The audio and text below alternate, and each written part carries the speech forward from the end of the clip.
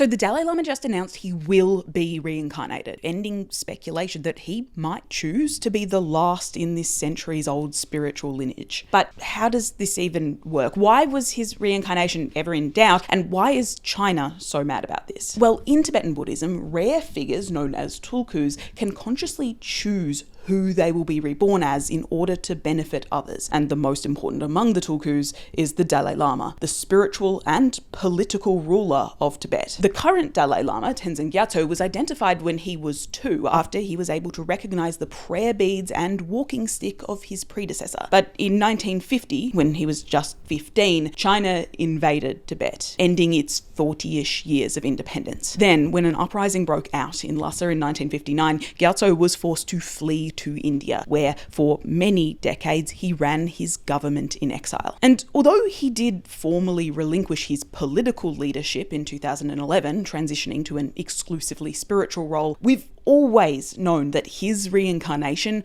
was going to be highly controversial. See, China has massively cracked down on cultural and religious expression within Tibet, and they view the Dalai Lama still as a separatist threat. In 1995, when Gyatso identified the next Panchen Lama, his second in command, China abducted the child and installed their own pro-Chinese Panchen pick. The Dalai Lama has since said that he will be reborn in a free country, raising the possibility of his next incarnation coming from the Tibetan diaspora, thus reducing the potential for a repeat scenario. In fact, he'd actually suggested on several occasions that there might not be a new Dalai Lama, that perhaps the man-made institution had run its course. But then, this week, on his 90th birthday, he finally made a firm decision. He declared that, in accordance with the wishes of the Tibetan community and leaders, he would reincarnate. His next iteration will assume the role of Dalai Lama, and that only a select trust of senior monks he had appointed would have the authority to identify his successor. This naturally upset the Chinese government, with its Foreign Affairs Ministry spokesperson saying that the Dalai Lama must be reincarnated in accordance with Chinese laws and regulations, that the succession must take place in mainland China and must get approval from the central government. And this raises the distinct possibility that once Tenzin Gyatso dies, there could be